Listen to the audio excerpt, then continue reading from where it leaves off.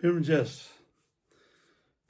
Thash të flasim për zgjedhjet e 11 muajit për farsën zgjedhore, si sikur e quajti lideri i opozitës, zoti Berisha, me të vërtetë është një farsë zgjedhore, e cila u pa edhe e cila u vërtetu në çdo qendër votimi, në çdo rreth të Shqipërisë që u vodhen, u shpërndaruen në të gjitha mënyrat zgjedhjet parlamentare.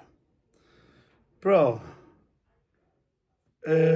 gjithë kjo është një farsë zgjedhore. Populli shqiptar, demokrat e shqiptar të ndershëm, duhet patjetër të kërkojnë sa më shpejt një qeveri teknike dhe zgjedhjet të brenda 6 muajve. Zgjedhjet të barabarta,